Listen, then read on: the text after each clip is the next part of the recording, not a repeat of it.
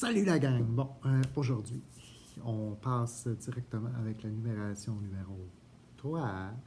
Donc, l'idée, c'est que je voulais revenir surtout sur certaines stratégies que vous pouvez être, qui pourraient être utiles à utiliser lorsque vous comparez des nombres, lorsque vous tentez de les situer puis de vous organiser, vous orienter dans la façon des percevoir. Donc, je pense que c'est drôlement utile quand tu essaies de compter, quand tu essaies de te situer dans un problème par rapport à ce qui pourrait être présenté. Là. Vous allez le voir au travers des exercices. De toute façon, il y a plein d'exercices dans ce sens-là. Donc, première stratégie number one, et là, ça va aller mieux si vous voyez mon doigt qu'à l'extérieur. Donc, là, je vais m'en aller tout de suite avec un tableau blanc. Donc, la situation la plus facile, l'organisation de stratégie la plus facile, c'est d'utiliser une fameuse droite, c'est plus vraiment droit de la façon que je l'ai faite, mais vous allez quand même comprendre. Donc, vous pouvez vous situer, admettons, avec un 0 en plein milieu, mais à ce moment-là, qu'est-ce que vous allez avoir d'un côté? Ben, tu n'en auras pas vraiment besoin. Fait que c'est pas tant utile. C'est ce qu'il faut que vous compreniez. Mais l'idée, c'est qu'il faut que vous compreniez aussi que le 0, on peut bien le situer où est-ce qu'on veut, parce que l'idée, c'est de s'orienter correctement. J'aurais bien pu placer mon 0 là, puis commencer à faire mes lignes, ainsi. Et là, vous allez voir, dans mon exemple, ça va être super facile. Donc, j'ai 1, 2, 3, 4, 5, 6, 7, 8. Bon, à ce moment-là, je me retrouve à avoir 8 ici dans mon exemple si je fais des bonds de 1 à chaque ligne. Mais ce n'est pas nécessairement toujours le cas. Donc là, je vais essayer de vous effacer ça. Parce que lorsque j'y vais avec un pas de graduation qui va être différent, mettons, je pourrais faire des bonds de 5, puis là, je n'obtiendrai plus la même valeur pantoute. Là. Si je fais des bonds de 5, je vais obtenir 5 juste là. Ça va aller mieux si je fais ça comme ça. Puis ensuite, puisque je fais mon pas de graduation est de 5, donc vous comprenez bien l'idée que le pas de graduation, c'est ce que j'ai d'une ligne à l'autre. Donc, pour ça, je pense que vous êtes en business pour bien comprendre comment est-ce qu'on doit procéder. Donc, je pourrais monter comme ça d'un bout à l'autre. Est-ce que je suis obligé de partir avec 0? Non. Je pourrais partir avec quelque chose de différent. Je vais vous montrer l'exemple. Admettons, ici, c'est comme ça. Je vais juste agrandir pour être capable de bien effacer plus rapidement. Donc, si j'enlève ça, puis que je vais avec, par exemple, commencer à 5000, puis de faire des bonds de 100, bien, je vais obtenir 5100. Je n'ai pas assez de place pour écrire tout mon nombre, que ça soit bien placé, mais vous comprenez qu'ici, j'aurai 5100.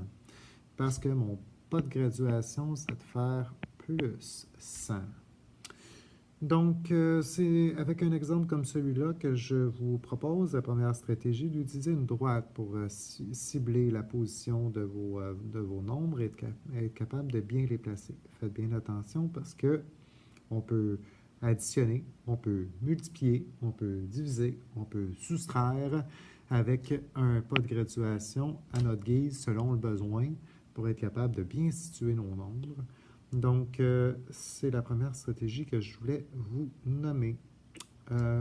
Deuxième affaire à voir. On va se débarrasser de ceci et je vous dis bonjour. Donc, l'idée. Deuxième affaire que je voulais vous montrer, que je voulais vous rappeler, c'est, je vais reprendre encore un autre tableau blanc, là. C'est les fameux signes qu'on voit très souvent et qu'on vous parle depuis je ne sais pas trop combien de temps, depuis le début de votre primaire. Il y a comme 3 signes, le plus petit que, le plus grand que, puis le égal. C'est des différents symboles qu'on va utiliser pour être capable de dire est-ce qu'il y a un nombre qui va être plus grand qu'un autre. Fait que si, admettons, je vous dis 4563 et que je veux le comparer avec, je ne sais pas moi, 4500. Bien, là, ici, c'est relativement facile. Je vois qu'il y a quand même 4 nombres, 4 chiffres à l'intérieur de mes 2 nombres. Donc, ce que j'ai en comparaison est assez facile puisque j'ai la même variable de nombre de positions. Fait que j'ai 1, 2, 3, 4. 1, 2, 3, 4. Idéalement, si j'avais une virgule à ajouter avec des zéros, c'est ce que ça donnerait. Ici, on n'en a que dans la série, donc tout ça, oubliez ça pour l'instant. Ce qui est à considérer, c'est que dans mon nombre, j'ai un nombre entier qui vaut 4500 unités ou 4563 unités. Dans ce cas-là, je vais mettre mon signe ainsi pour dire que celui-là est plus grand que celui-là. Voilà. Donc, c'est à ça que ça sert le signe, mais encore là, si, admettons, je les avais inversés. Juste pour le fun, on se fait un autre page. Donc, juste un instant, je vais faire ça, ça, ça. Puis, je vais aller en faire un nouveau. Regardez, si je reprends les deux mêmes nombres et que je les inverse, bien, à ce moment-là, il faudrait que je change mon signe d'abord. Donc, c'est ça qui est à considérer. Bon, puis le égal, c'est que ce que j'ai d'un côté serait pareil à ce que j'ai de l'autre côté. Par exemple, si, mettons, j'aurais eu 4500 billes d'un côté, puis j'aurais eu 4500 billes chez mon ami de l'autre côté, bien, j'aurais eu une valeur qui est équivalente. Donc, les deux côtés de ma balance ou les deux côtés que je compare sont exactement pareils, donc je mets le signe égal à ce moment-là. C'est juste un rappel parce que bien souvent, là, vous vous mélangez entre celui-là et celui-là. Fait que les deux signes, je pense que c'est important quand même de les préciser. Ça nous sert bien souvent à être capable de comparer des valeurs de position, comparer aussi des nombres ensemble, des montants d'argent, il y a plein de choses qu'on peut comparer dans la numération grâce à ça. Donc, ça vaut la peine de les maîtriser et de les garder toujours en tête. Prochaine affaire que je voulais mentionner, c'est lorsqu'on parle de valeur de position. On a parlé tout à dans la première vidéo de la numération, là, le fameux tableau de numération. Je vous avais parlé qu'en dessous, admettons, j'avais 5000, bien mon 5, c'était 5 unités de 1000, c'est une chose.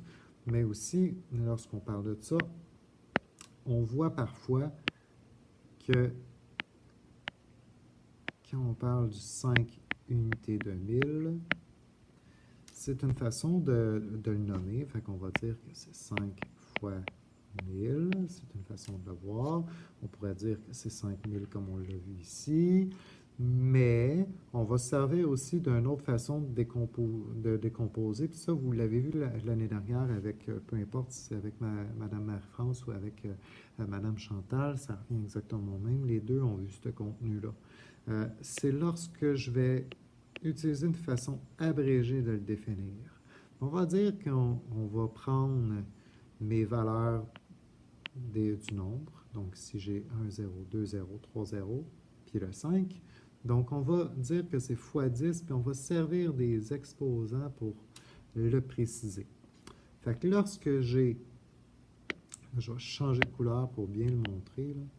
Lorsque j'ai le premier 0, donc une valeur en unité, c'est l'équivalent de 0 à la 0, 10 à la 0, excusez. Si je change de position, je tombe avec 10 à la 1. Ça veut dire que si je m'en vais avec l'autre à côté, j'ai 10 à la 2. Puis ensuite, ici, oups, je n'ai pas changé de couleur.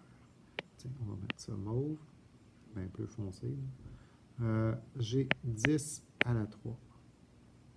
Donc, à chaque moment que je change de position en partant des unités qui est à la 0, automatiquement, j'augmente de 1 à chaque fois. Fait que 10 à la 0, 10 à la 1, 10 à la 2, 10 à la 3, et ainsi de suite jusqu'à l'infini. Il y en a jusqu'à l'infini de ça. Donc, de ce côté-là, ça veut dire que ma réponse que j'ai voulu vous écrire à l'initiale, ici, en exposant, donc 5 fois 10 à la 3, dans mon cas, parce que j'avais 5000. Donc, c'est une façon plus abrégée de décomposer le nombre que de dire, comme ici, 5 fois 1000. Les deux veulent dire exactement la même chose, mais dans notre code de numération, dans la mathématique qu'on connaît aujourd'hui ici au Québec, on y va directement de cette manière-là en faisant cette version-là qui est plus simple expression pour tout le monde, selon, selon la norme. Ça fait le tour de ce côté-là. Il reste un dernier détail que je voulais voir avec vous, qui était ce qu'on appelle le fameux « combien de ». Je pense que c'est la meilleure façon de vous l'expliquer quand on parle de ce terme-là, de cette expression-là, parce que bien souvent, on va l'utiliser dans notre jargon, dans notre expression, pour être capable de signifier de quoi on parle. Donc, je vais reprendre un tableau blanc, puis ce que je vais faire ici, c'est, si on prend mon nombre que je vous ai donné en exemple tout à l'heure, qui était 4563, et bon, on a parlé de, combien est-ce que j'ai de dizaines? Ici, là, dans ce cas-là, j'aurais 6 dizaines. On est d'accord? Ça, c'est une façon de le dire. Déjà là, on est capable de dire, c'est quoi la valeur? Fait qu'ici, on fait juste regarder la valeur de position. Excusez, je n'ai pas précisé. C'est quoi ma valeur de position? Ici, c'est 6 dizaines. Fait qu'ici, ce que j'aurais, c'est 5 centaines. Là, j'abrège avec juste l'abréviation, dizaines, centaines, mais je pense que vous avez compris l'idée. Mais si j'arrive et que je vous dis combien j'ai de dizaines, là, c'est plus du tout la même histoire.